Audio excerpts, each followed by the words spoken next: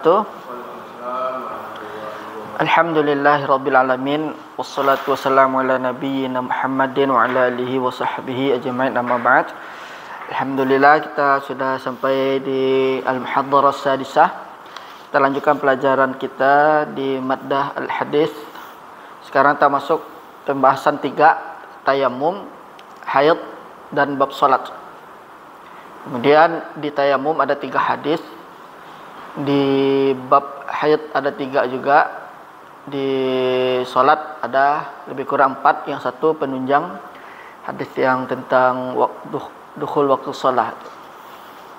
Sekarang kita masuk kepada hadis yang pelajaran ke-6, yaitu tentang tayamum. Di sini disebutkan at-tayammumu fil lughah. Tayamum itu secara bahasa atau etimologi dia adalah bermakna al-qasdu, artinya tujuan. Yuqal, dikatakan tayammumus syai', tayammama asy-syai'u, artinya adalah bertujuan atau menuju. Itu makna tayamum secara lugatan, sama dengan makna misalnya kayak umrah bermakna ziarah, itu pula dengan tayamum bermakna qasdu. Atau haji juga bermakna al-qasdu juga.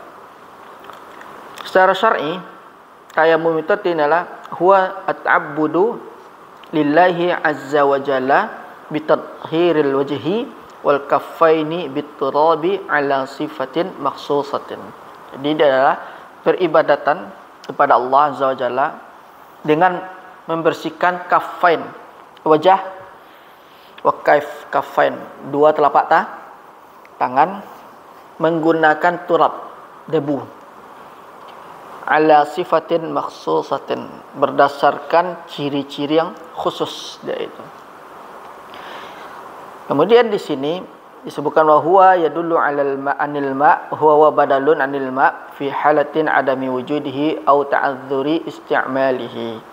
Jadi tayamum ini sebenarnya adalah fungsinya sebagai badal, pengganti dari tidak adanya air. Kemudian perbedaan umat terdahulu dengan umat Rasulullah sallallahu alaihi wasallam itu adalah tayamum kalau umat dahulu, kalau tidak ada air, salatnya ditangguhkan. Salatnya ditangguhkan. Kalau sudah berlalu waktunya, kemudian dia mendapatkan air, maka dia wajib mengqadha salat. Itu khusus syariat umat terdahulu. Dan tayamum disyariatkan kepada umat Rasulullah sallallahu alaihi wasallam itu, yaitu bolehnya bertayamum atau bersuci, berwuduk dengan debu, pengganti dari air. Ini adalah salah satu dari bentuk rahmat Allah dan juga bentuk dari kemudahan yang Allah berikan ke umat Rasulullah sallallahu alaihi wasallam. Itulah perbedaan umat terdahulu dengan umat Rasulullah di dalam beribadah itu. Dulu tayamum tidak disyariatkan, kalau nggak ada air ya salatnya ditunda sampai ada air. Kemudian kalau berlalu beberapa solat, berarti dia harus mengqadha. Itu umat terdahulu. Kalau sekarang umat Rasulullah itu, kalau nggak ada air, waktu salat masuk, berarti dia harus tayamum itu. Ini adalah kemudahan, rukhsah dan rahmat dari Allah Subhanahu wa taala. Sekarang kita masuk kepada hadis pertama, yaitu hadis dari Imran bin Husain. Katanya di sini, waqad dzakara al-musannifu alaihi rahmatullah fi hadzal babi iddata ahaditsa. Musannif menyebutkan rahimahullah, maksudnya Al-Imam Al-Maqdisi, dalam bab tayamum ini terdapat beberapa banyak hadis. Bada'a hadzal ahaditsa bi hadis Imran bin Husain. Pertama beliau mengawali dengan hadis Imran bin Husain, katanya anna Rasulullah sallallahu alaihi wasallam ra'a rajulan mu'tazilan lam yusalli fil qaum. Maksudnya dia adalah Nabi melihat seseorang mu'tazilah. Mana mu'tazilah? Artinya mengasingkan diri. Mu'tazilah artinya mengasingkan diri. Ini makna mu'tazilah di sini adalah secara lugatan. Jadi orang yang mengasingkan diri namanya mu'tazil. Bukan mu'tazilah firqah yang kita kenal. Jadi katanya dia tidak sholat bersama kaum. Kemudian faqala, Nabi berkata, ya fulan, ma manaka an tusalliya fil qaum? Apa yang menghalangimu untuk tidak salat bersama kaum atau secara berjamaah? Faqala, ya Rasulullah, asabatni janabatun wala ma'un. Kemudian aku mendapatkan janabah. Janabah di sini bisa kemungkinan dia itu ihtilam, mimpi, bisa jima, bisa istimna dia itu. Itu janabah. Jadi dia kena janabah. Di sini janabah di sini tidak disebutkan dalam redaksi hadisnya. Apakah janabahnya itu dia ihtilam, jima atau yang lain? Cuman hanya disebut saya kena janabah Rasulullah tu. Wala ma'un, dan saya tidak ada air. Lalu Nabi SAW memberikan solusi. Alaika bis-sa'idi fa innahu yakfik. Jadi alaika ini artinya ilzam. Bagimu bis-sa'id. Sa'id ini artinya adalah debu. Fa innahu yakfika, maka dia akan mencukupimu. Dinamakan sa'id itu berasal dari kata tasa'ada yatasa'adu. Disebut sa'id itu adalah sesuatu yang menunjukkan di atas. Itu nama sa'id. Dalam hadis ini maksudnya sini ada debu itu. Kemudian dari hadis ini bisa kita ambil yaitu kesimpulan bahwasanya hadis ini menjelaskan tentang tata cara beribadah kepada Allah jika tidak mendapatkan air itu. Yang kedua adalah hadis ini adalah berbicara tentang masalah tayamum. Jadi cukup dengan debu itu sudah membuat seseorang itu sudah kembali tahir. Misalnya kalau dia misalnya janabah, enggak ada apa, cukup dengan tayamum itu. Itu maksud dari hadis ini. Jadi hadis pertama ini adalah menjelaskan syariat tayamum. Kemudian hadis yang kedua yaitu tentang hadis Ammar bin Yasir. Hadis inilah yang sangat unik. Jadi Ammar bin Yasir ini ketika berjanabah diperintahkan untuk bertayamum, tapi karena beliau tidak tata caranya, akhirnya beliau guling-guling di atas pasir itu. Kemudian di sini para ulama menjelaskan ini adalah ijtihadnya Ammar bin Yasir. Jadi beliau beristihad dengan sendirinya dengan berguling-guling di atas pasir itu. Kita lihat hadisnya. Kata Nabi, "Tsumma qala", ini hadis kedua yang menjelaskan tentang bab tayamum. Qala an Ammar bin Yasir radhiyallahu anhu, qala ba'athani an-nabiyyu sallallahu alaihi wasallam fi hajah. Maksudnya ba'atha artinya arsala, mengutusku. Nabi sallallahu alaihi wasallam mengutusku fi hajah. Ya, waktu ketika ada hajat. Ya. Fa ajnabtu falam ajid al-ma. Nah, aku berjanabah tapi aku tidak ada air. Jadi Rasul manggil Ammar bin Yasir untuk suatu keperluan. Kemudian fatamarraqtu fi sa'id. Fatamarraq ini taqallab, bolak-balik, guling-guling lah. Maksud kita berguling. Fatamarraqtu fi sa'id kama tamarraqa ad-dabbah. Jadi aku berguling-guling di tanah tuh sebagaimana bergulingnya hewan kan kalau hewan kalau apa berguling kan. Jadi kata beliau kan mendengar tayamum itu dengan tanah. Cuma enggak tahu tata caranya itu. Lalu dijelaskan annahu muhditsun hadasan akbara wala ma. Maksudnya di sini adalah kemudian mana tadi? Summa ataitu an-nabiyya sallallahu alaihi wasallam. Kemudian aku datang kepada Nabi sallallahu alaihi wasallam. Fa dzakartu dzalika lahu. Lalu dia menyebutkan kejadian yang dia alami tadi, berguling-guling tadi. Lalu Nabi mengajarkan tata cara bertayamum. Innama kana yakfika an taqula bi yadaika hakaza. Sesungguhnya cukup kamu dengan kedua tanganmu, kitanya. summa daraba biyadaihi al-arda darbatan wahidatan. Jadi cara tayamum diajarkan Rasul kepada Ammar bin Yasir, ini tangan saja. Cukup nih. Dah selesai tanya kan? Seperti itu kata Rasul sallallahu alaihi wasallam. Lalu Nabi mengatakan, "Tsumma masaha asy-syimal 'alal yamin." Kemudian yang kiri menyapu yang kanan. Wa zahir kaffai, zahir kan di luarnya. Wa wajha, wa wajh. Kemudian habis dari sini baru wajah. Nah, ini cara bertayamum berdasarkan hadis Nabi sallallahu alaihi wasallam itu. Nah, jadi Ammar bin Yasir enggak tahu ketika dipanggil Rasul berguling-guling di tanah. Lalu Nabi menjelaskan, ketika disampaikan ke Nabi, Nabi mengajarkan seperti ini tuh. Nah, baru disampaikan. Tapi ada juga di sebagian di fikih itu, sebagian para ulama itu ada membolehkan sampai ke mirfaq, boleh. Sebagiannya membolehkan. Meskipun tidak ada dalil yang sharih di sini mengatakan seperti itu, tapi yang sebagian mengatakan lagi ini adalah dalilnya menggunakan kias dalam berwudu itu. Karena pada hakikatnya tayamum ini adalah badal dari air itu. Makanya kalau antum melihat orang misal tayamum ikonnya, ikut wajahnya, apa kau? Dan bilang itu salah. Jadi itu ada sebagian para ulama dengan dalilnya kiasnya kepada wudu. Tapi kalau dalil yang sharihnya, dalil yang jelasnya ini, pertama dalil dari Imran bin Husain, kemudian dari Ammar bin Yasir. Itu dalil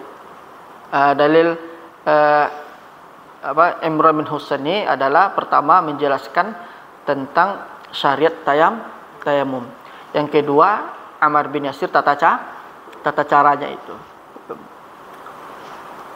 Kemudian di sini juga disebutkan juga hadis yang ketiga. Kemudian sebelum kita masuk hadis ketiga, para ulama menjelaskan yang dilakukan Ammar bin Yasir tadi berguling-guling di tanah itu, diulangi lagi, itu sebenarnya adalah ijtihadnya Ammar bin Yasir. Dia berprasangka menganggap yaitu tanah aja sudah cukup tanya. Karena dia dalam keadaan janabah. Jadi di pikiran Ammar bin Yasir ini bertayamum dengan tanah sama kayak menyiram air ya kan. Kemudian beliau beristihad, ya udah guling-guling di atas tanah itu. Nah, namanya mandi janabah yang beliau tahu ya, dengan air ya disiram. Kemudian dikiaskan di torab atau di sa'id, di tanah tadi berguling-guling itu. Gitu. Di sinilah para ulama kita insaf mereka, yaitu menghormati kedudukan Ammar bin Yasir tadi, menganggap ini adalah ijtihad Ammar bin Yasir. Tapi tetap kita harus sesuai dari hadis tadi, yaitu menempukkan tangan ini kemudian wajah itu. Kemudian hadis yang ketiga yang bercerita tentang tayamum tadi, yaitu hadis dari Jabir bin Abdullah radhiyallahu anhuma. Dan beliau mengatakan, anna Nabiy sallallahu alaihi wasallam qala u'titu khamsan lam yu'tahunna ahadun minal anbiya. Jabir, aku diberikan 5 perkara. Tidaklah 5 perkara tersebut diberikan kepada salah satu pun dari para nabi terdahulu. Hanya Rasulullah sallallahu alaihi wasallam. Cuman kata para ulama menanggapi hadis ini, kata beliau, 5 perkara yang diberikan kepada Rasul itu bukan sifatnya al-hasar. Mana hasar? Terbatas. Terbatas, bukan terbatas. Nah, tadi jangan sampai kita Rasul itu cuma dikasih 5 oleh Allah Subhanahu wa taala. Untuk memahami hadis ini, jangan sampai kita mengatakan hadis ini disebut al-hasar, salah.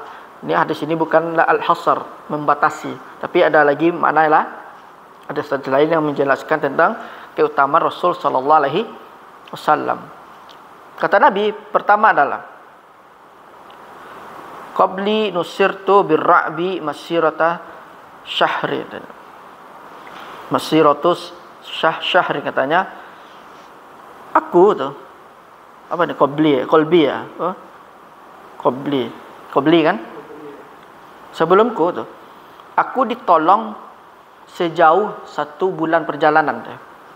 Maksudnya di sini adalah musuh itu ketika mendengar Rasulullah sallallahu alaihi wasallam mau menyerang, mau berjihad, musuh itu sudah ketakutan. Maka diibaratkan yaitu masiratu syahrin. Nusirtu bi ra'bi masirata syahrin. Nusirtu bi ra'bi masirata syahrin. Jadi aku ditolong selama sebulan perjalanan. Maksudnya di situ adalah Nabi sallallahu alaihi wasallam baru saja Nabi menyebutkan nanti kita akan masuk ke daerah tersebut. Kita akan memerangi daerah tersebut karena dia telah melanggar misalnya kan. Nah, itu musuh itu sudah gemetaran. Itu maksudnya bira'bi nusirtu bira'bi masirata syahrin. Jadi sebulan perjalanan ketakutan. Jadi maksudnya sebulan perjalanan itu maksudnya di situ adalah jauh-jauh hari itu baru saja mendengar Rasul mau menyerang, belum mengirim pasukan lain, orang itu sudah gemetaran. Itu maksudnya ditolong, diberikan rasa takut kepada musuh-musuh Islam. Ini keutamaan pertama Rasul. Kemudian waju'ilat li al-ardu masjidan wa tuhuran. Nah, ini dalilnya. Ini syahidnya. Antum bisa garis bawahi, ini syahidnya bahwasanya dalil tentang tambahan tayamum. Maksudnya dijadikan untukku masjid dan tanah di bumi ini tuh. Maksudnya perbedaan antara apa?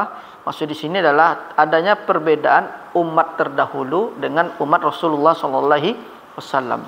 Jadi bumi ini, bumi kita pijak itu adalah tempat ibadah.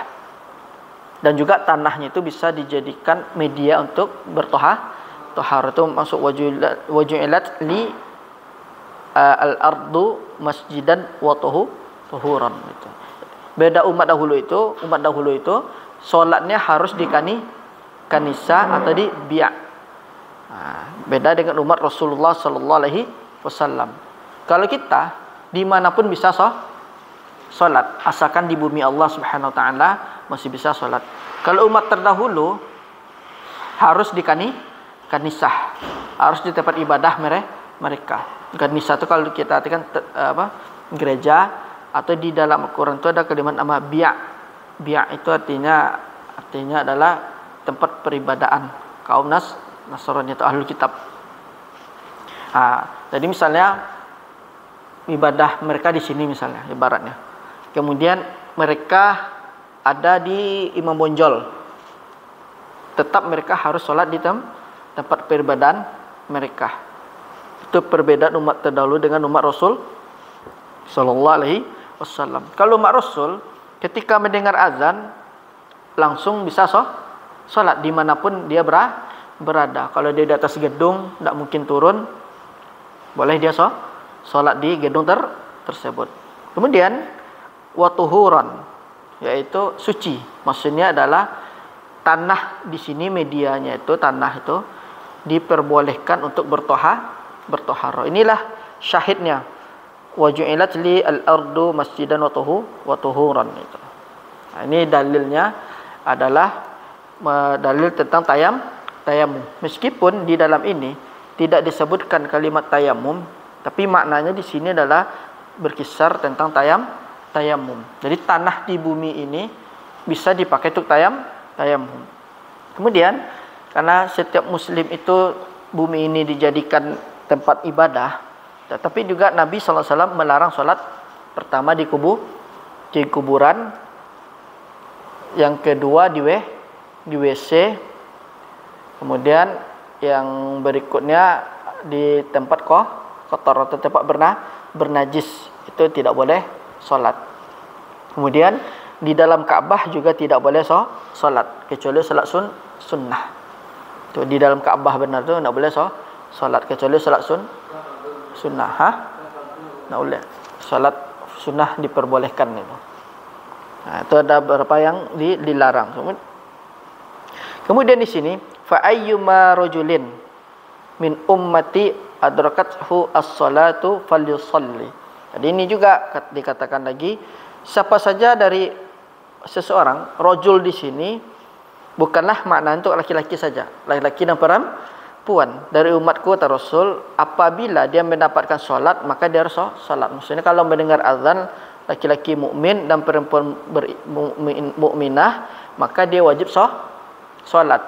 Ini keutamaan Rasul yang ketiga. Kemudian yang berikutnya adalah yang keempat, wa uhilat li al-ghanaim walam tahil li ahadin qabli wa utitu asy-syafa'ah. Di yang ketiga adalah diberikan ghanimah. Kalau umat terdahulu itu dia kalau misalnya habis berperang, ghanimahnya dikumpulkan, kemudian nanti akan ada api dari langit yang akan menyambar ghanimah tersebut. Itu beda umat terdahulu dengan Rasul sallallahu alaihi wasallam. Kalau Rasul, ghanimah diambil harta rampasan perang, hak milik kaum muslimin. Kemudian kalau umat terdahulu itu dikumpulkan, nanti akan datang api dari langit yang akan menyambarnya, membakar ghanimah tersebut. Haram dulu. Umat terdahulu itu ghanimah haram bagi mereka. Kalau umat Rasul diperbolehkan. Nanti akan membagikan itu adalah ulil amrinya, pemimpin nanti yang akan membagikan.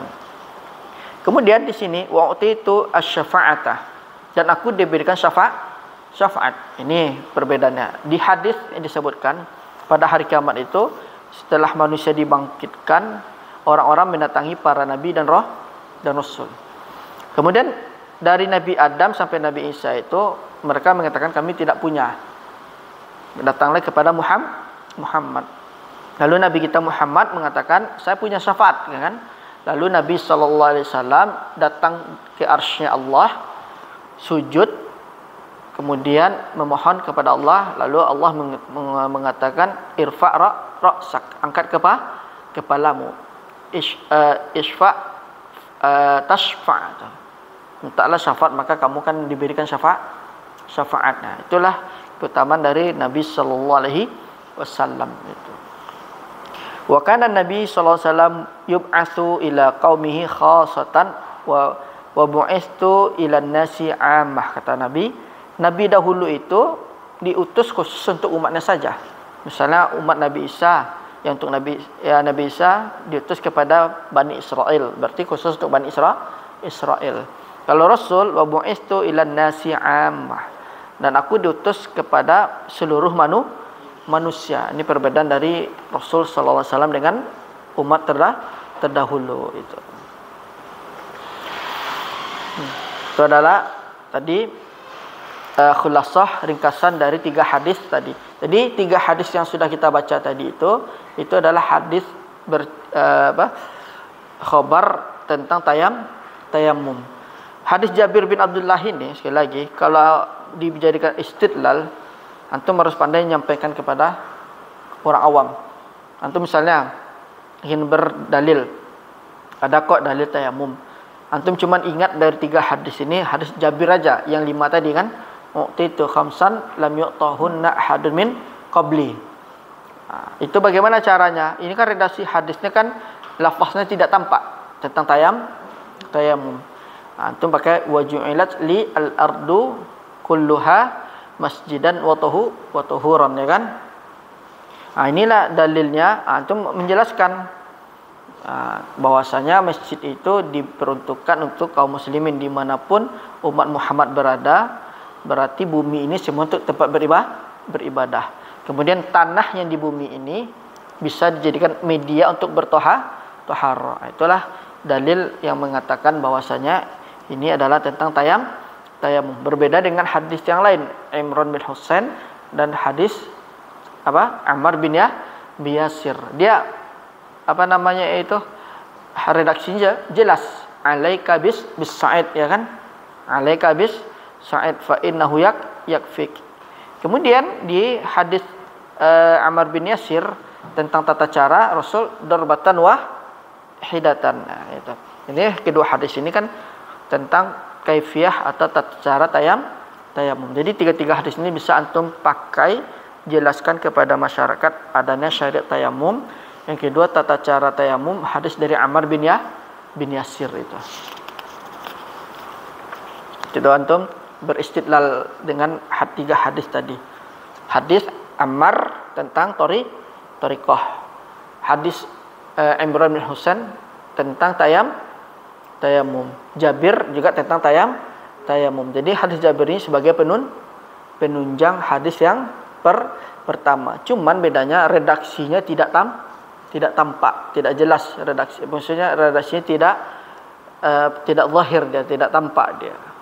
Yaitu mana syahidnya itu ju'ilat li al-ardu kulluha masjidan wa tahura. Itu dalilnya itu. Wassalam. Ya, Pak. Kemudian di sini al-fawaid wal mustanbata min hadzal bab itu bisa kita antum baca aja fawaidnya tadi. Tadi yang disampaikan tadi sebenarnya itu sudah ringkasan dari fawaid itu. Sekarang kita masuk kepada tentang bab yang kedua, yaitu tentang haid. Perkara haid ini. Ini perkara yang paling sulit haid ini. Makanya Imam Ahmad bin Hanbal itu rahimahullah mengatakan, kalau tidak salah beliau dalam Tabaqat Imam Ahmad itu disebutkan untuk memahami bab haid ini beliau butuh waktu lebih kurang 40 tahun. Iya. Jadi para ulama mengambil dari memahami haid kan. Makanya para ulama mengambil istinbat dari perkataan Imam Ahmad itu sebagai para ulama katakan memang perkara wanita ini sangat perkara yang rumit dan sulit.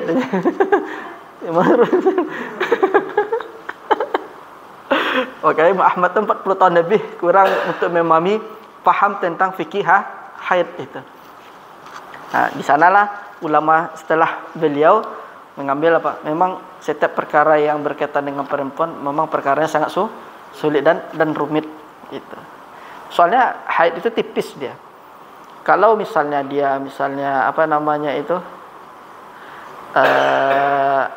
dikatakan haid, ternyata istihadah.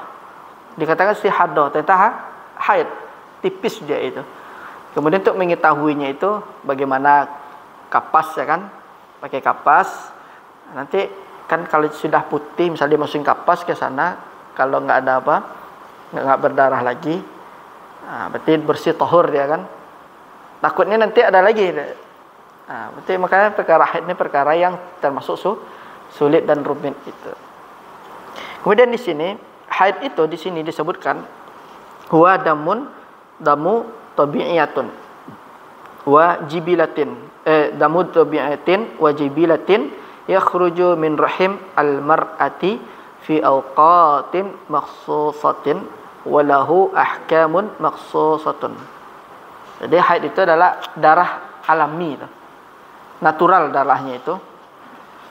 Dia keluar dari rahim wanita pada waktu-waktu yang tertentu, waktu yang telah ditetapkan. Dan dia juga memiliki hukum-hukum khusus. Jadi haid ini juga dia memiliki hukum yang khusus, itu perkara haid ini. Nah, jadi itu haid itu kan darahnya kan cirinya kan hitam, pekat dan agak berbau itu. Itu ciri-ciri darah haid. Kemudian di sini wa makna damu tabi'atin ay annahu laisa damu maradin. Dia bukanlah darah penyakit. Kan ada juga kan darah yang keluar dari wanita, ada haid, ada istihadah, ada darah nifas, ada darah penyakit itu kan. Kemudian sekarang kita masuk kepada hadis.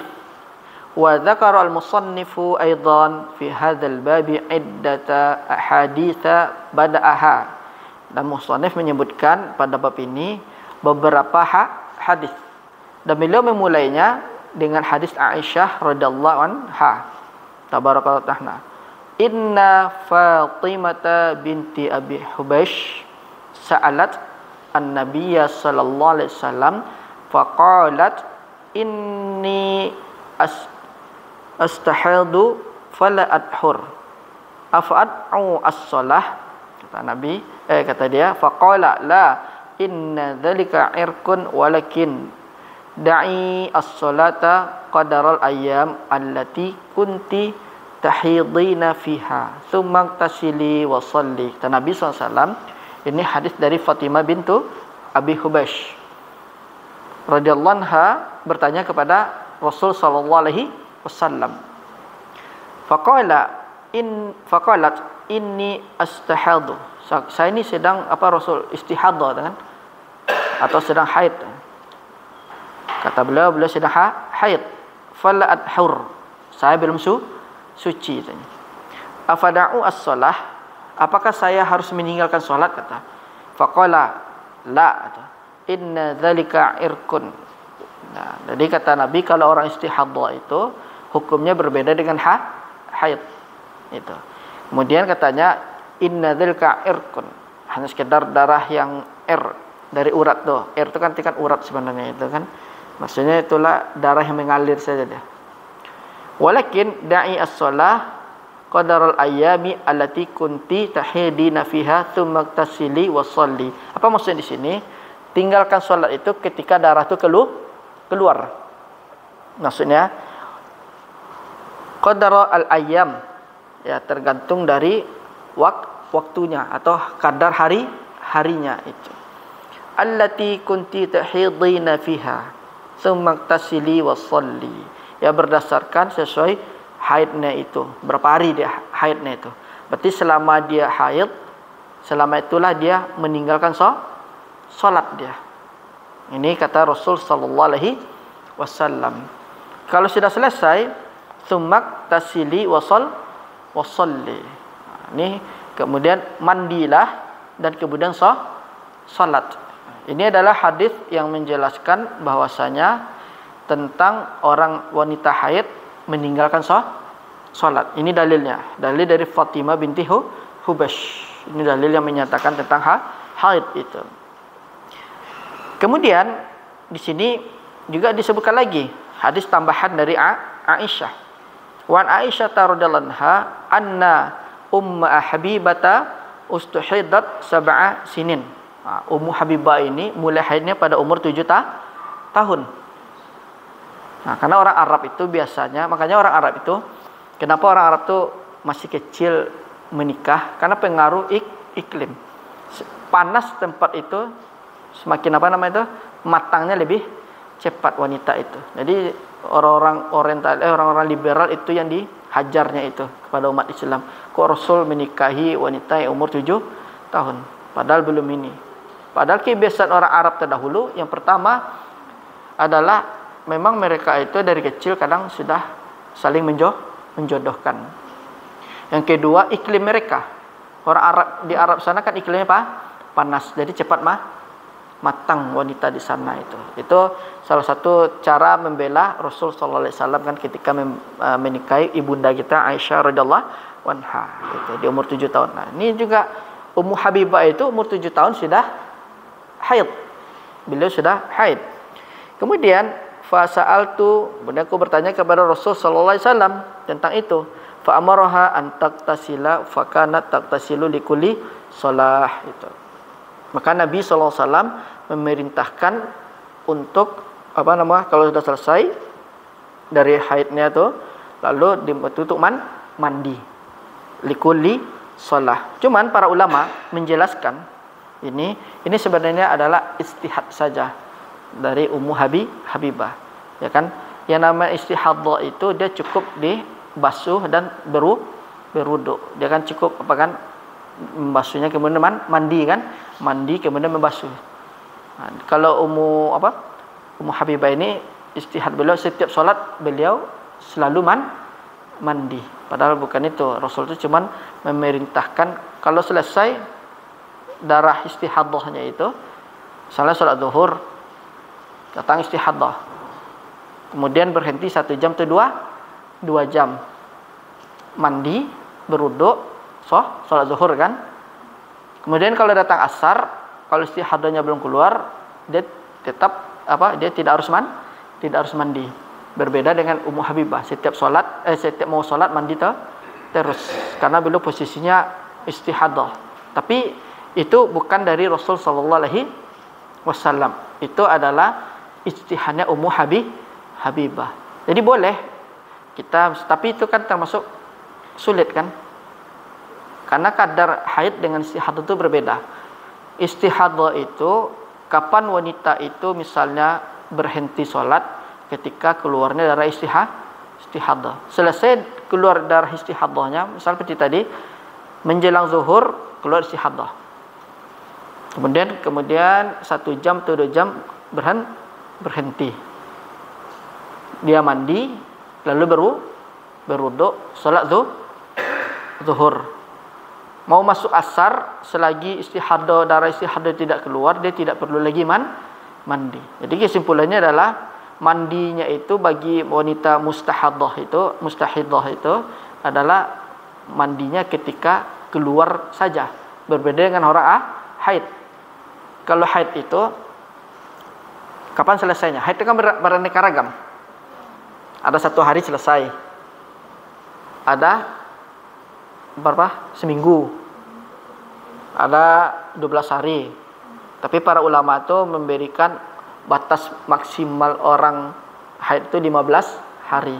Itu dari mazhab Abu Hanifah. Kemudian Imam Malik mengatakan untuk kehati-hatian bisa sampai hari ke-17. Nah, sisanya itu keluar lagi di hari 17, itu namanya darah istihadah. Dia boleh sholat. Berbeda dengan haid. Haid nggak boleh sholat. Kalau istihadah dia boleh sholat, tapi kapan sholatnya? Kalau darahnya berhenti gitu. Nah, istihadah sampai berapa hari itu bisa tergantung dari wanitanya. Ada 3 hari dia istihadah. Ada bisa jadi sekali itu gitu.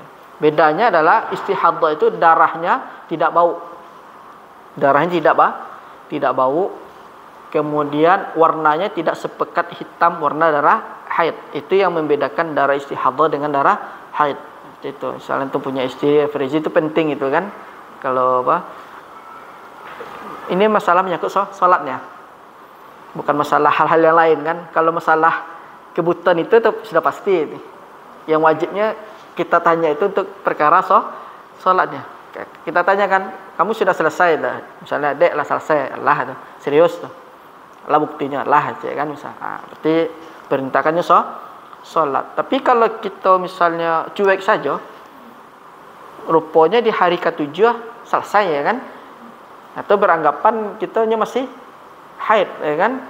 Nah, kita sebagai suami termasuk bisa berdosa ya kan? Karena masalah salat itu kata para ulama, masalah haid itu masalah paling rumit. Itu terkait tentang perkara salatnya si wanita. Jadi jangan sampai kita meremehkan lah masalah haid ini masalah dia salatnya nih terkait perkara salatnya kan. Nah, jadi kadang ya namanya wanita kadang lupa, kadang kita harus ingat juga kan. Yang penting kita tahu wanita tuh haid waktunya itu tidak menentu. Bisa 2 hari, bisa 3 hari, bisa seminggu, bisa 15 hari itu. Jadi bukan perkara yang itu saja itu. Kalau perkara itu sudah jelas pasti itu kan. Ini menyangkut perkara sholat mereka itu. Nah, ini dia. Kemudian di sini juga hadis dari Aisyah lagi. Kuntu aktasilu ana wa Rasulullah sallallahu alaihi wasallam min ina'in wahidin kilana junubun. Qalat wa kana ya'muruni fatazzaru. Fayubashiruni wa ana ahid. Qalat wa kana yakhruju ra'suhu ilayya wa huwa mu'takifun fa aksiluhu wa ana hahid. Ini hadis dari Aisyah lagi, hadis tentang haid. Kemudian aku mandi bersama Rasulullah sallallahu alaihi wasallam satu bejana. Nah, dari hadis redaksi ini bisa kita ambil pelajarannya itu. Yang pertama, ini khusus bagi suami istri ya. Kalau suami istri tidak boleh dong Farizi. Yang pertama, bolehnya pasangan suami istri yaitu saling melihat anggota badan. Dari tadi kuntu agtasilu anna wa Rasulullah sallallahu alaihi wasallam min ina'in wahidin kilana junubun. Kami berdua itu junub. Yang pertama adalah bolehnya melihat anggota tubuh pasangan masing-masing. Yang kedua adalah bolehnya mandi dengan istri atau pasangan boleh mandi berdua itu. Ini dalilnya itu. Kalau ada melarang tak boleh mandi suami istri itu. Dari mana dalilnya kan? Sedangkan Aisyah dengan Rasul sallallahu alaihi wasallam mandi berdua itu. Padahal beliau itu sedang waktu itu sedang junub, ya kan? Kemudian ada lagi sebagian para ulama itu mengatakan hikmah di balik mandi berdua itu akan juga menimbulkan rasa saling mencintai, rasa kisah itu kan saling tumbuh berdua itu. Itu salah satu hikmahnya itu. Kemudian qalat, dan Aisyah mengatakan wa kana ya'muruni, Rasul memerintahkan aku fa atazaru itu memakai sarung, menggunakan sarung. Rasul memerintahkan Aisyah menggunakan sarung. Kemudian fayubashiruni wa ana haid. Di sini kalimat basyara yubashiru itu jangan diterjemahkan diartikan berjima. Memang sih maknanya itu berjima kan di dalam ayat fala tubashiruhunna wa antum akifuna fil masajid. Jangan maknakan di hadis ini maknanya kok Aisyah haid Rasul SAW berjima. Bukan itu maksudnya.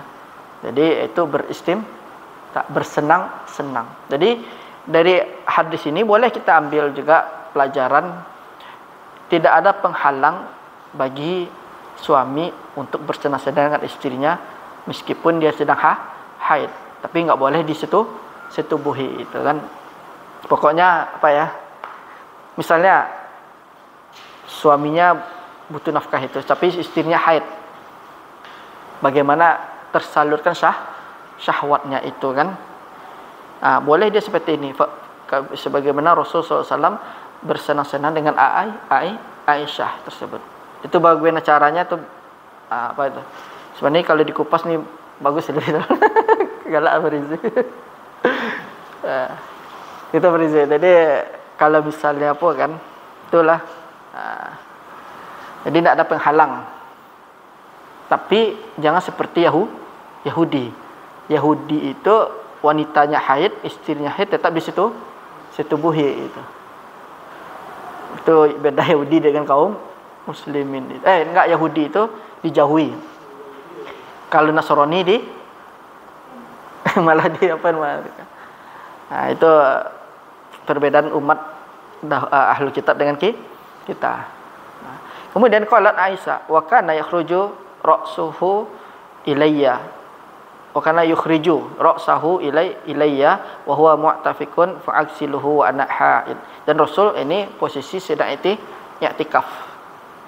Dari lafaz ini juga diperbolehkan. Ini permasalahan i'tikaf lagi dibahas. Maksudnya di sini adalah rumah Nabi dengan masjid itu kan sebelahan. Ibaratnya kan mihrab Nabi akan Nabi itu kan rumah kan pintu. Jadi ketika Rasul itu i'tikaf, kalau kita melihat hukum i'tikaf itu kan yang membatalkan i'tikaf itu kan keluar dari masjid ya kan. Dari lafaz ini para ulama itu sebagian para ulama mengambil istidlal faedah bolehnya bagi orang yang beriktikaf menjulurkan sebagian badannya. Misalnya dia masih hidup ke masjid, istrinya datang membawa makanan atau pakaian kan, misalnya kepala misalkan, pokoknya masih dalam lingkung masjid, jadi boleh dia menjulurkan seperti ini itu. Tapi kalau semua badannya keluar, batal i'tikafnya itu. Disinilah dari lafaz ini sebagian para ulama mengambil faedah dalam bab i'tikaf. Dan misal kalau Ramadan besok, kalau kita misalnya Ramadan besok kita mau i'tikaf. Misal kalau ibu mengantarin ke Pak Delpi misal makanan, mungkin dari menjulurkan saja sebagian badannya. Enggak bisa badan ke batasan ya kan? Masjid. Mungkin kita harus tahu patokan masjid ya kan.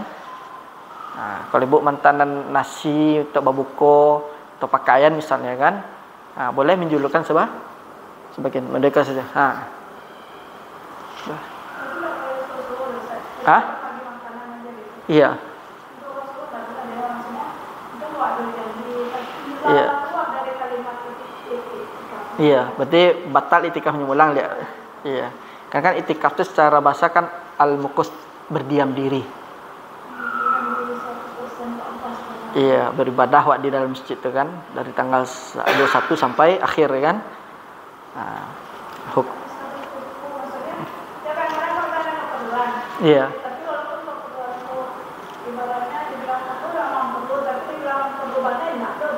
Iya. Atau ada mau pergi ke sesuatu ke tempat. Berarti batal itikaf itu, Bu. Bisa ulang lihat. Itikaf tuh kan hukumnya sunnah. Enggak wajib. Iya, nak mesti. Misalnya malam pun bisa masuk. Iya. Tapi enggak masuk itikaf pesannya gitu. Kalau secara apa dia masuk itikaf dia? Kalau yang Rasul kan kamil dia. Sempurna. Ya, tapi kalau itikaf misalnya boleh itikaf itu misalnya masuk malam, tetap terhitung itikaf. Kadang kan itikaf itu secara bahasa al-mukus berdiam diri, tapi tak harus niat. Nah, karena membedakan niat. Kadang nyampe duduk bangga masjid kan, nunggu makan sahur saja. Kapsul perai aja. Nah, jadi misalnya habis malam hanya berniat itikaf setelah maghrib misalnya kan, setelah isya tarawih. Niat besok paginya keluar ya kan. Berarti kalau dapat pahala itikaf pada malam tersebut. Biasanya itikaf yang kamil itu yang dari 10 hari terakhir tuh orang yang punya kesibukan biasanya. Memang iya, kecuali orang yang kantoran kan niatnya malam saja itikaf tuh kan. Itu enggak masalah tuh kan. Ketika masjid-masjid raya mengadakan itikaf 10 hari terakhir yang bagi yang mampu tuh. Itu beritikaf itu. Itu sudah termasuk terhitung pahala itikaf itu. Nah, tapi kalau hadis ini adalah menjelaskan tentang bolehnya mengeluarkan sebagian anggota badan bagi yang beritikaf itu. Misal kau alim misal mantan apa kan sampai dapat separuh. Itu data saya di sekolah. Itu boleh. Itu tidak membatalkan iktikaf yang bagi mu'takif itu. Kemudian wa huwa mu'takifun fa'aksiluhu wa ana haid. Jadi Aisyah itu sedang haid ya kan. Di sini juga diambil apa? Wanita itu tidak boleh masuk masjid dalam keadaan haid itu. Jadi jumhur ulama itu mengatakan wanita itu di masjid hanya untuk sementara saja, tidak boleh berlama-lama. Bahkan mendengar kajian pun tidak diperbolehkan kalau dia sedang haid. Wanita itu hanya sekedar lewat saja dia. Kalau di masjid itu kalau dia dalam keadaan haid itu. Nah, karena jumhur ulama itu mengatakan bahwasanya wanita tidak boleh wanita haid khususnya tidak boleh berlama-lama di dalam masjid. Kecuali tapi ada sebagian pendapat yang mengatakan tapi lebih kuat pendapat dari jumhur itu. Ada yang mengatakan kayak misalnya kalau nggak salah Syekh Utsaimin itu mengatakan selagi tidak talawus bisa menjamin darahnya itu tidak keluar itu kan. Jadi sebagian para ulama. Tapi pendapat yang lebih kuat itu pendapat jumhur mayoritas para ulama itu. Kemudian di sini terkait tentang haid itu. Jadi haid itu ada nama istihadhah itu ada 3 jenisnya. Di sini sebutkan ada nama al-mu'tadah. Kemudian annal mustahadhata ala anwa'. Pertama al-mu'tadah. Al-mu'tadah ini adalah dia biasa.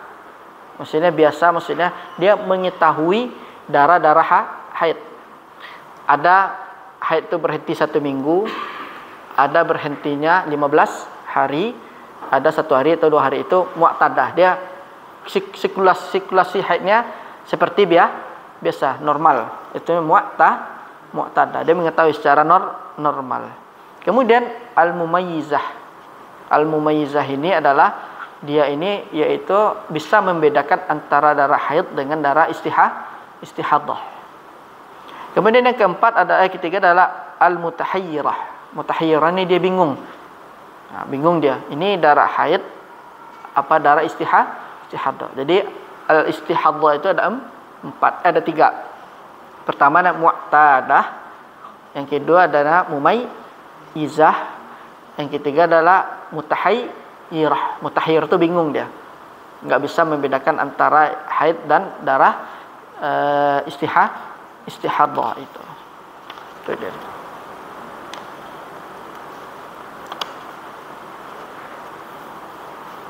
Kemudian dari hadis ini juga bisa kita ambil, pertama adalah wanita haid itu diperintahkan untuk meninggalkan salat.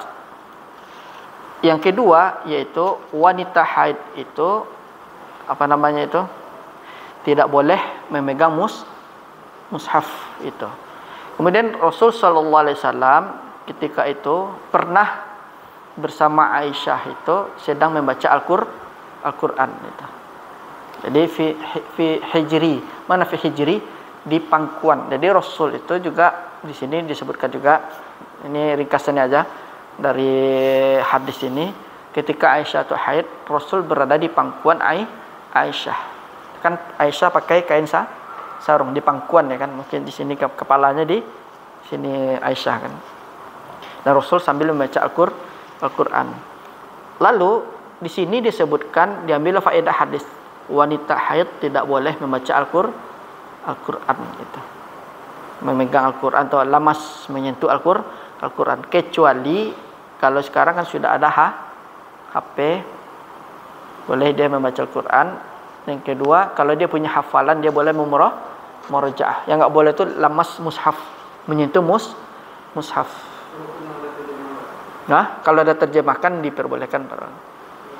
Yang enggak boleh itu mushaf, memang mushaf yang bisa kita baca itu ya, pokoknya mushaf Al-Qur'an dari gitu kan. Nah, itu wanita haid tidak boleh menyentuh. Tapi kalau ada terjemahannya, ada yang membolehkan itu. Karena dia bukan bercampur Arab, tapi ada terjemahnya juga dalamnya kan. Itu. HP boleh. HP kan enggak mushaf tuh dah. HP media ya. Atau di tabnya apa kan. Itu. Membaca, apalagi yang hafizah boleh deh. Yang boleh tuh dia yaitu salat ya kan. Enggak boleh dia menyentuh kan. Ini kan misalnya mushaf ambil sama dia. Ada juga mengatakan kalau ingin menyentuh juga pakai sarung tangan.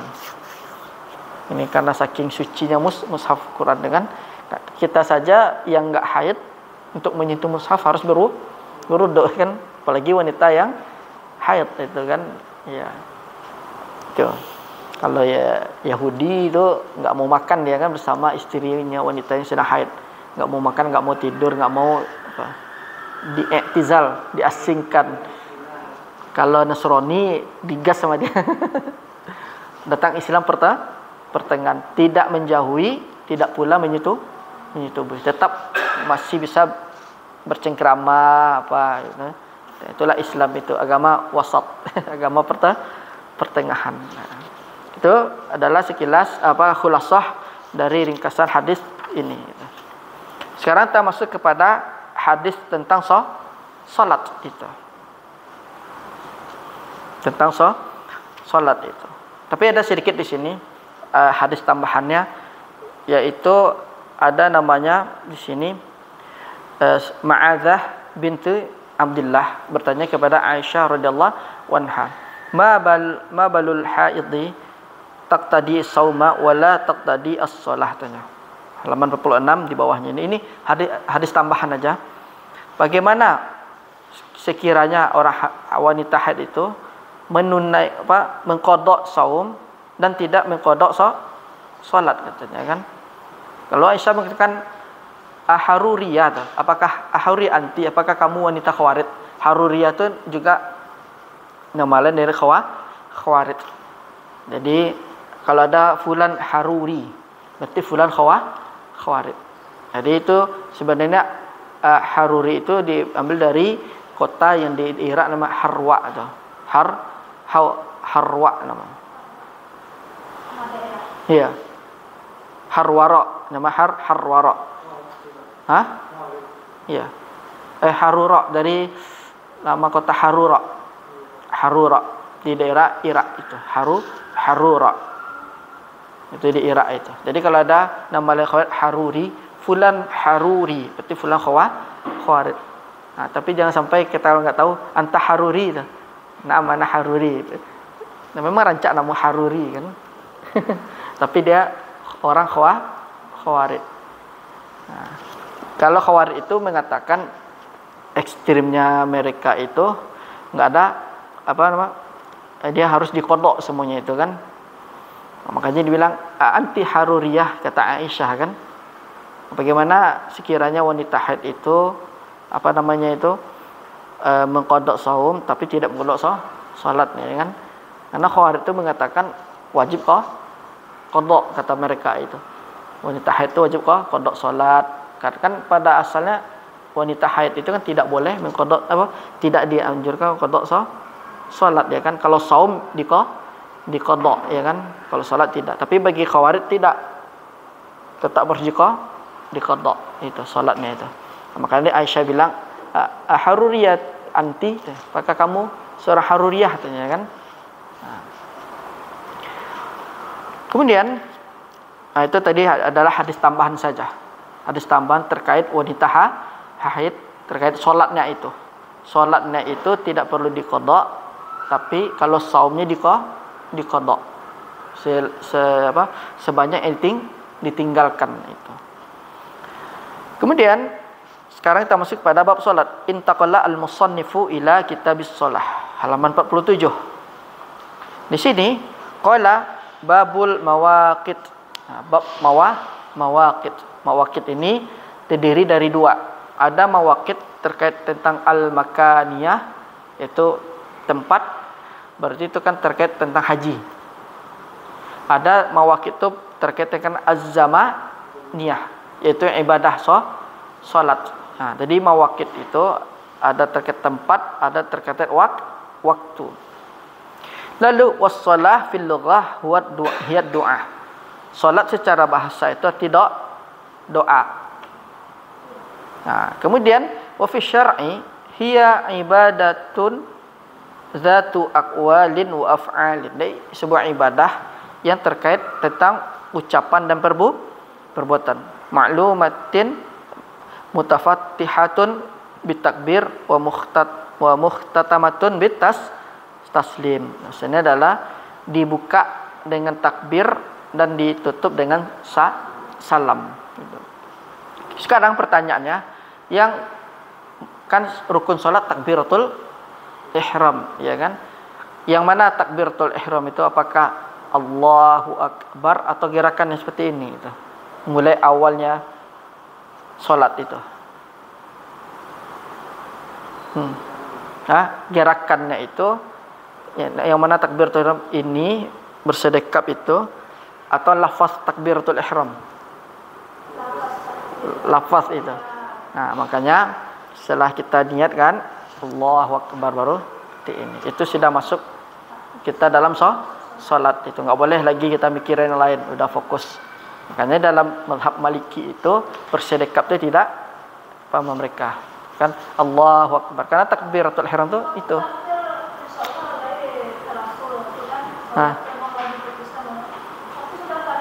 Datang mengadah. Gang goda ini banyak banget setan. Iya, karena di pertengahan kan.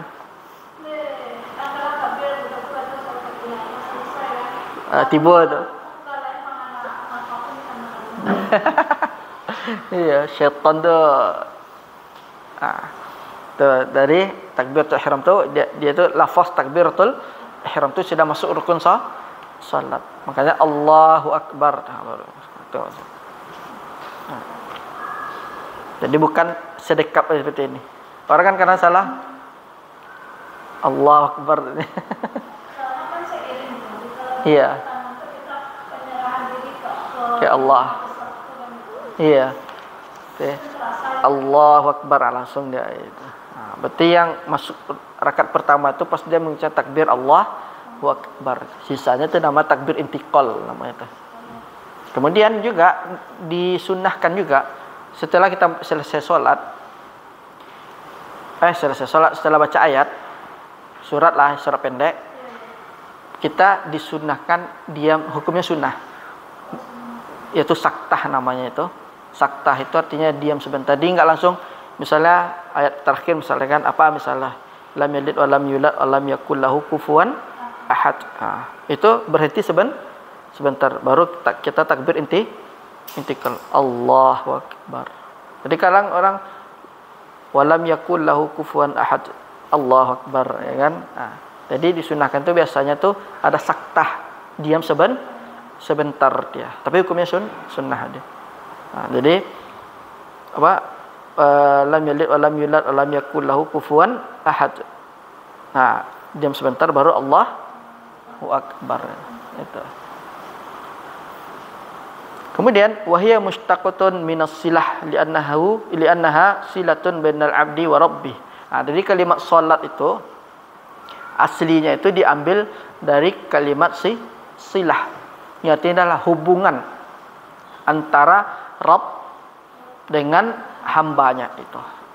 Itu kenapa dinamakan salat, yaitu antara Rabb dengan hambanya itu. Kemudian kita langsung masuk kepada tsumma dzakara al-musannifu alaihi rahmatullahi awal hadis. Musannif mengambil hadis pertama dalam bab ini, yaitu qala an Abi Amr Asy-Syaibani wa ismuhu Sa'ad bin Iyas. Abi Amr Asy-Syaibani huwa tabi'i mukhatram. Jadi period hadis ini namanya Ubay Amru Asy-Syaibani. Dia ini adalah seorang tabi'in. Namanya tabi'in mukhatram. Mana mukhatram? Yaitu hidup di dua zaman. Dia hidup di zaman Rasul dan juga hidup bersama para sahabat. Tapi dia bukan termasuk sahabat, tapi tabi'in. Kenapa? Karena dia tidak bertemu dengan Rasul sallallahu alaihi wasallam. Seperti dengan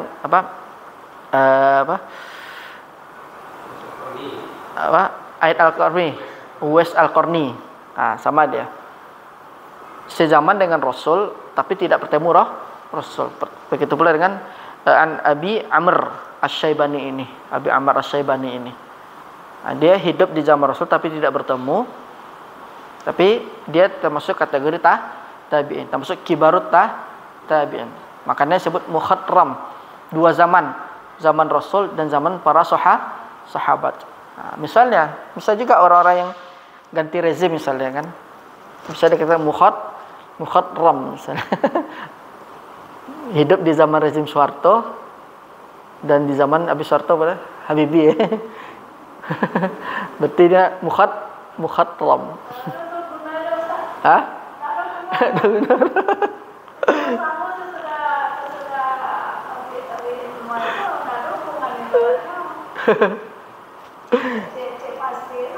Iya, ini cek fase itu. Misalnya fase sahabat dan fase Rasul sallallahu alaihi wasallam itu. Nama mukhatram nama.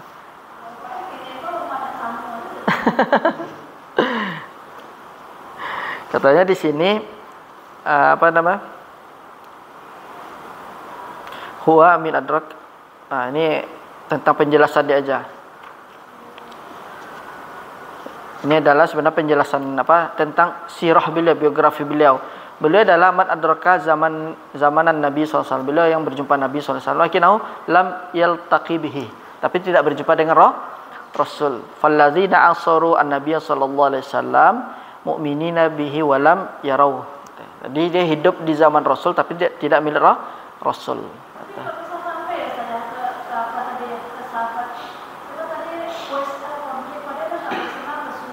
Iya. Iya. Kepada Umar bin Khattab karena wahyu itu. Suruh cari dia gitu. Iya, hidup di Yaman. Iya. Dakwah itu gimana ya? Jadi penasaran gitu. Iya. Soalnya zaman dulu kan, kalau zaman kita mungkin TV, internet, Iya. telepon gitu.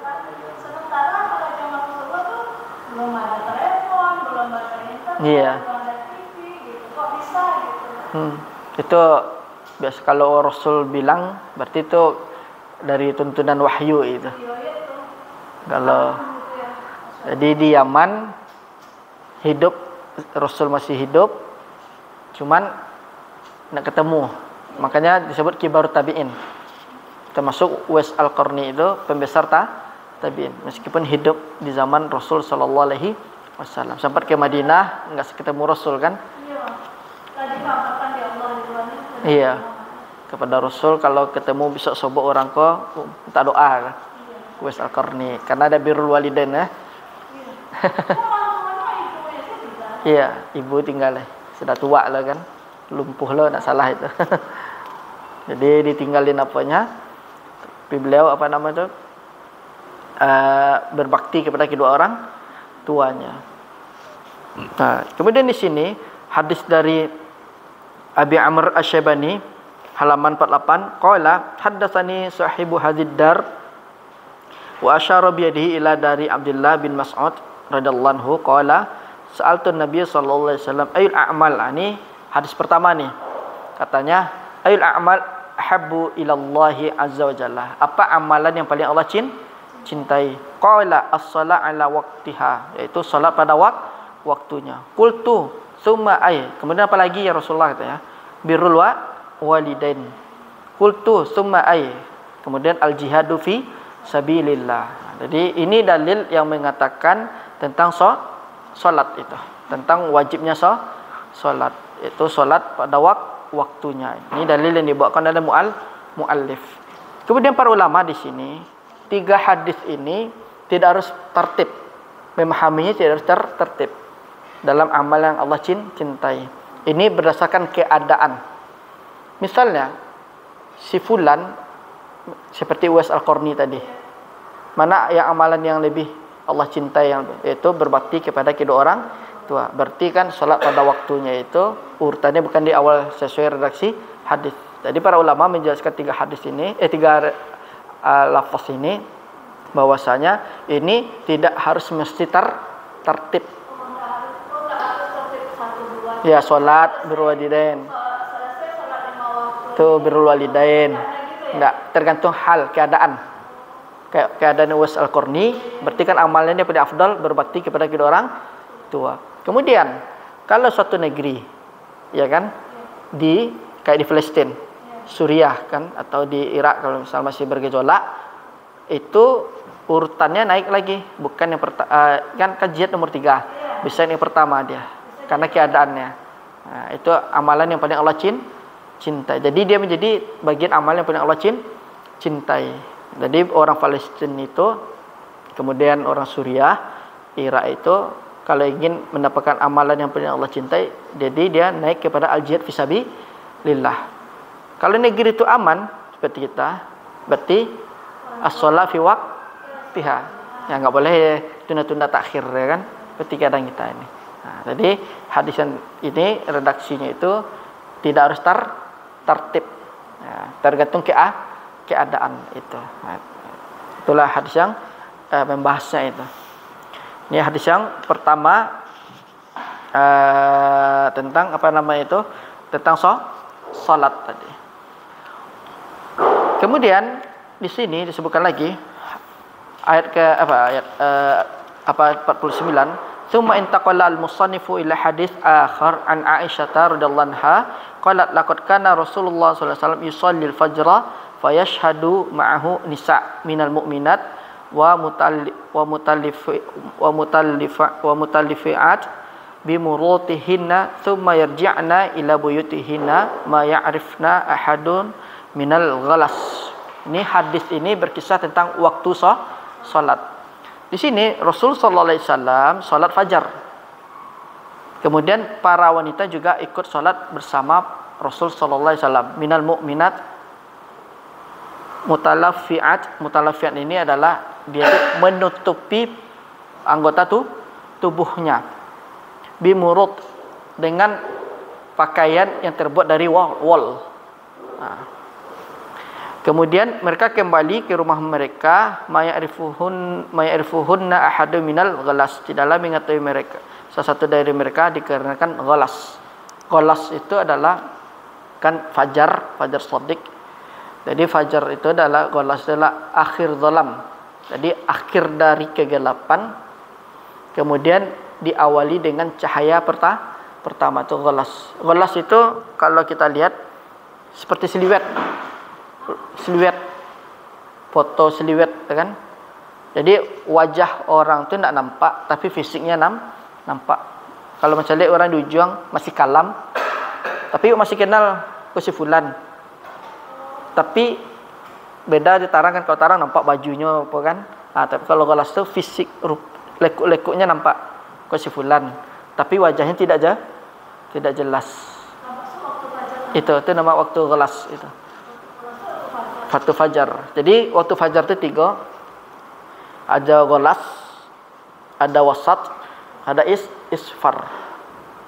Isfar wasat itu pertengahan antara terang dan masih gelap-gelap sedikit. Tapi kalau isfar itu sudah mulai terang. Di mazhab Hanafi menggunakan isfar. Iya. Kalau misalnya kita ke Turki, lihat kalau orang salat di Turki kadang-kadang jam 6. Nah, karena mazhab Hanafi masih, karena mereka itu beristidlal dengan waktu isfar. Asbihu bil isfar, kan? Atau asfiru as-subh. Asfiru as-subh. Itu ada hadis lain itu. Di sini enggak ada hadisnya. Jadi asfiru as-subh. Jadi jadikanlah waktu isfar itu waktu salat subuh. Nah, Abu Hanifah dan mazhab Hanafi itu waktu salat subuhnya kalau agak mulai tarang sedikit, kan. Maka kalau di Turki itu, kalau dicari dulu kan ada kan di TV-TV itu, misal salat jam 5, anggap saja jam 5. Masuk waktu subuh, itu kan masih ghalas, masih kalam, kan. Nah, makanya mereka ada salat sunnah, ada kajian sebentar. Ada kajian sebentar atau apalah, ya kan. Kemudian mulai jam 6. Kok jam 6? Agak mulai tarang-tarang seketek, kan. Itu waktu isfar itu. Di mazhab Hanafi memakai waktu isfar itu. Jadi kalau kita ziarah ke Turki atau misalnya umroh jalan-jalan ke Turki, jangan heran gitu kan. Mazhab mereka Hanafi. Gitu. Jadi subuhnya dia sampai takalluk itu. Dah jam 5:30 itu. Hanya mulai itu dah. Karena menggunakan waktu isfar itu. Ya, waktu di terakhir, di penghujung dipakai mau menjelang. Yang ghalas. Ya, ghalas yang masih kalam. Tapi kalam wajah orang kau takau siliwet tahu kan? Mana itu nampak, dia tahu. Kau si fulan mah. Tapi hidungnya tak nampak apa kan, tapi ada tu lekuk-lekuknya. Itu ghalas. Waktu ghalas namanya itu. Tapi Rasul SAW biasanya lebih senang waktu ghalas. Dari hadis ini ditarik faedahnya, yang pertama, bolehnya wanita itu salat berjamaah di masjid dari hadis ini. Yang kedua yaitu tidak boleh melarang wanita untuk tidak salat di masjid berjamaah.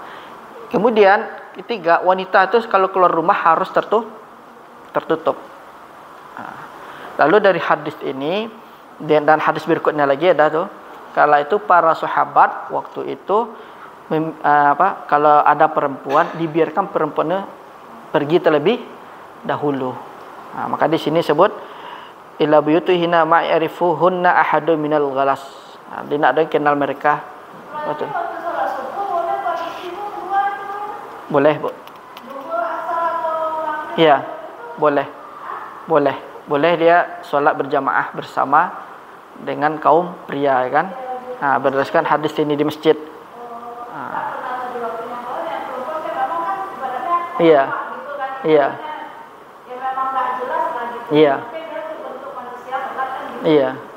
Jadi wanita boleh solat subuh berjamaah atau 5 waktu juga boleh berdasarkan hadis ini. Tapi dengan syarat tutup dia itu. Pokoknya dia tutup auratnya. Kemudian Nabi juga, para sahabat itu tidak mengenal mereka. Maksudnya tidak mengenal mereka itu, biarkan mereka pergi dulu. Setelah itu baru sahabat pergi itu.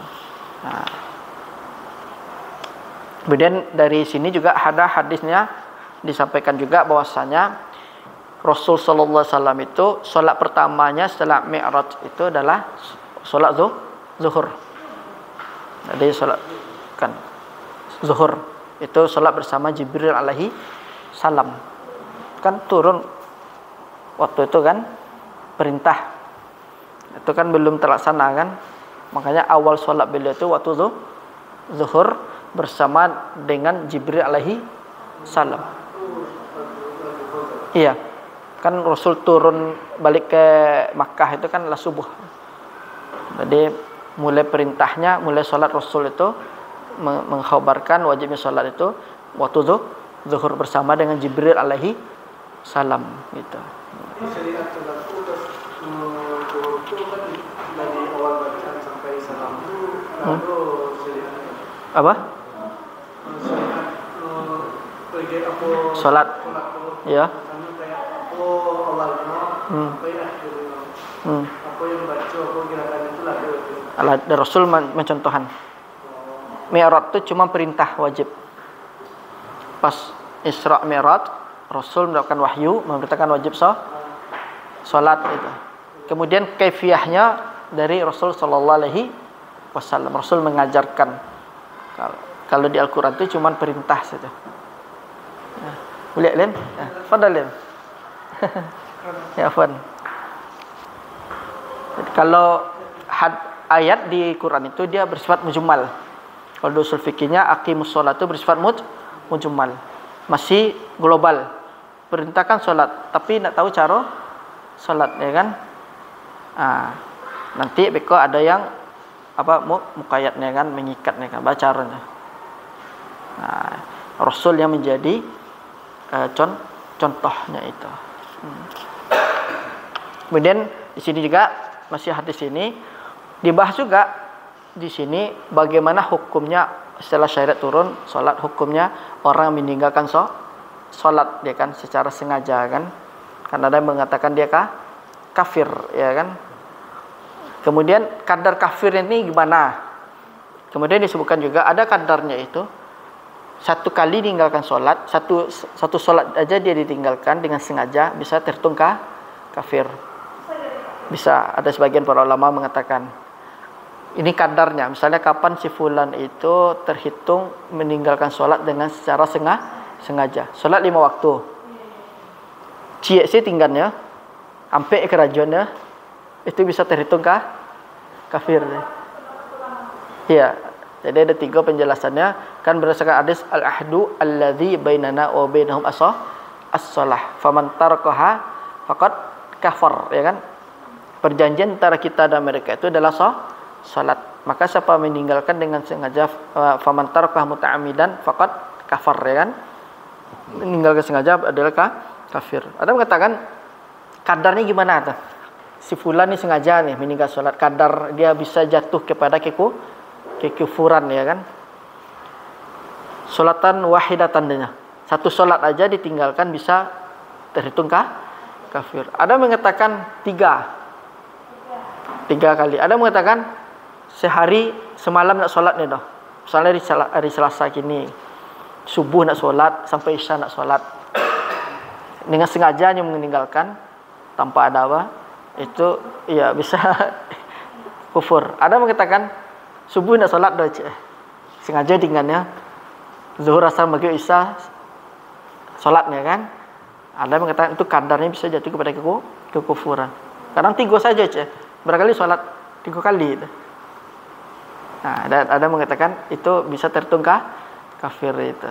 Itu kadarnya para ulama menentukan orang ini meninggalkan solat dengan sengaja itu dia.